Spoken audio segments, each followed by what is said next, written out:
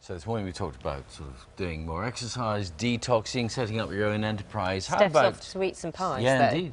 How about the simple idea of sitting around and simply doing nothing? We're quite good at it. We like that. More technically, what we're talking about is called mindfulness meditation, and people who do it believe that it makes their brains healthier and fitter. Well, as it's practiced by someone known as the happiest man in the world, who are we to argue? Well, our culture correspondent David Silito has been trying it out and seeing if there is real science behind the silence.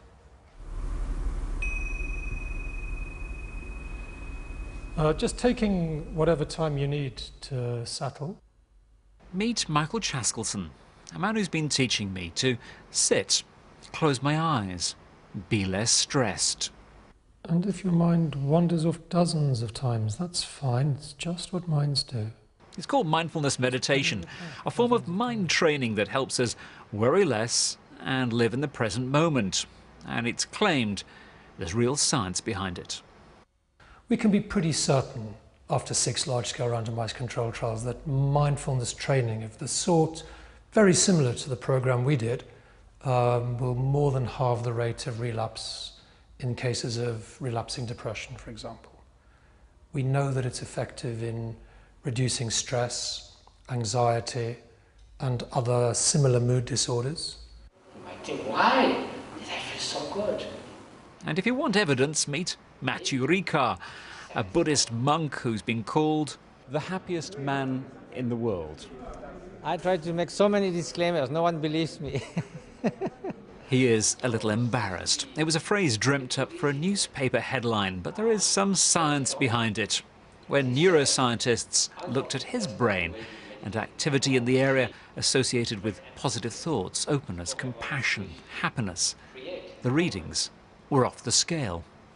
There's an activation of some areas of the brain that has to do with positive affect that were activated in a way that was so far unreported in neuroscience in terms of in the gamma waves, in the gamma sort of oscillations.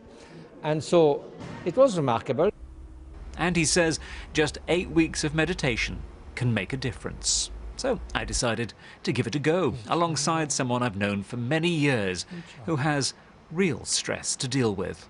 Fiona has the condition lupus, and each day is painful. At the moment it hurts in my lower back, my neck, my left shoulder, right knee, both feet, and my hands are a bit sore. Mindfulness teaches you to practice shifting attention, develop a little of what Matthew has when it comes to things such as anger. It's quite many years that I haven't got really red in the face. It's been years since you got really angry. Possibly, well, you know, maybe once I was with Paul Ekman, one of the world specialists on emotion, and he asked me, and I said, maybe, I remember one case about 25 years ago. 25 years, 50,000 hours of meditation. We were hoping to see improvements with just 30 minutes a day and using a brain scanner to test the results. And those you'll see tomorrow. David Silito, BBC News. Sit, breathe, watch your thoughts. 8 weeks of daily practice of something called mindfulness meditation had come to an end. The object was to see if it reduced stress, or in Fiona's case, chronic pain caused by the condition lupus. So, had it? All I know is that if I do a meditation practice and I'm in a lot of pain, it's not that the pain goes away, it's that it becomes more manageable and it's sort of put in its place, it can be dealt with. I, though, wanted to look a little deeper, and so we went to a neuroscientist.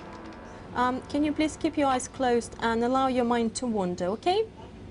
Elena Antonova, the Institute of Psychiatry, wired us up in an MRI scanner. She asked us to let our minds wander normally, and then to meditate.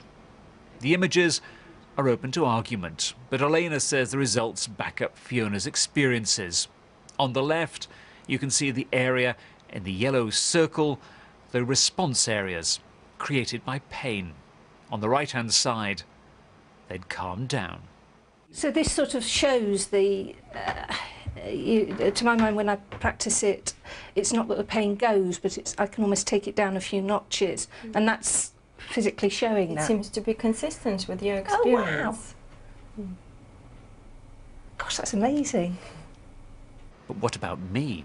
When I meditated, an area at the front of my brain became less active, an area associated with self-centeredness, the ego. The me bit has disappeared. The me bit is definitely relaxed. Well, I probably wouldn't say completely disappeared, because just remember we're looking at the comparative state. So did she see this pattern in anyone else? But definitely the activity have shifted to the posterior bit of the brain from the frontal lobe, and that's generally, you know, the posterior activation are seen in Franciscan nuns, for example, or Tibetan monks during meditation. A Franciscan nun. I wasn't expecting that. But Fiona's findings were worth further investigation. We sent them to an independent pain researcher at another university who said something had calmed the pain network. And when Fiona says she can feel less pain or is less troubled by the pain, this is backed up. That's right, yes, I would say so. This is quite clear from her images. I knew what it was doing, and I use it all the time, and it helps me with my pain.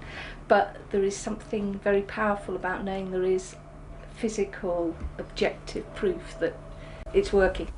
Scientifically, just 2 scans doesn't prove much, but it does reflect a wider, growing body of research that suggests mindfulness meditation can help stress, pain, and even self-centeredness. David Sillito, BBC News.